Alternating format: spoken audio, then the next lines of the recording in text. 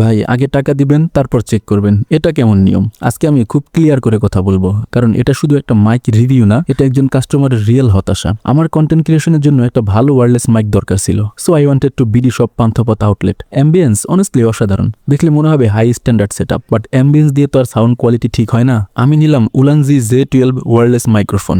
এখানেই অদ্ভুত ব্যাপারটা, টাকা পে করার আগে তারা মাইক চেক করতে দেয় না। মানে কি, আগে টাকা দিবেন তারপর চেক করবেন? সো বাধ্য হয়ে আগে টাকা পে করলাম, দেন মাইক চেক করলাম। যেহেতু আউটলেট রাস্তার পাশে, চারপাশে প্রচুর নয়েজ, তাই আসল ভোকাল ক্লিয়ার কিনা বোঝা অলমোস্ট ইম্পসিবল। তবুও ব্র্যান্ডের উপর বিশ্বাস করে নিয়ে আসলাম। বাসায় এসে সাইলেন্ট রুমে রেকর্ড করলাম, আর প্লেব্যাক করে লিটারেলি শক খাইলাম। ভোকাল ফেটে যাচ্ছে, ডিস্টরশন হচ্ছে, সাউন্ড একদম আনইউজেবল। এটা কোনো মাইনর ইস্যু না, এটা মেজর অডিও কোয়ালিটি প্রবলেম। পরের দিনে আবার নিয়ে গেলাম, মাইক রেখে আসলাম চেক করার জন্য। এর ঠিক পরের দিন টেকনিশিয়ান ফোন দিয়ে বলল কোনো সমস্যা পাইনি। আমি বিস্তারিত বুঝালাম, বললাম ভোকাল ক্র্যাক করছে, ডিস্টরশন হচ্ছে। ওনার উত্তর, এগুলো সমস্যা না, এগুলো এমনই হয়। সিরিয়াসলি, একটা মাইক যদি ক্লিয়ার ভোকাল ক্যাপচার করতে না পারে তাহলে সেটা সমস্যা না হলে কি? সবচেয়ে হতাশাজনক ব্যাপার, তারা সমস্যা অ্যাকনোলজি করলো না। আমি সলিউশন আশা করছিলাম, কিন্তু তারা সমস্যাটাই মানতে চায়নি। একটা কন্টেন্ট ক্রিয়েটরের জন্য মাইক মানে লাক্সারি না, এটা নেসেসিটি। আর যখন একটা শপ টাকা নেওয়ার আগে প্রপার টেস্ট করতে দেয় না, আর পরে সমস্যা মানতেই চায় না, তখন ন্যাচারালি প্রশ্ন ওঠে। আমি কারো বিরুদ্ধে ক্যাম্পেইন করছি না, আমি শুধু আমার এক্সপিরিয়েন্স বলছি।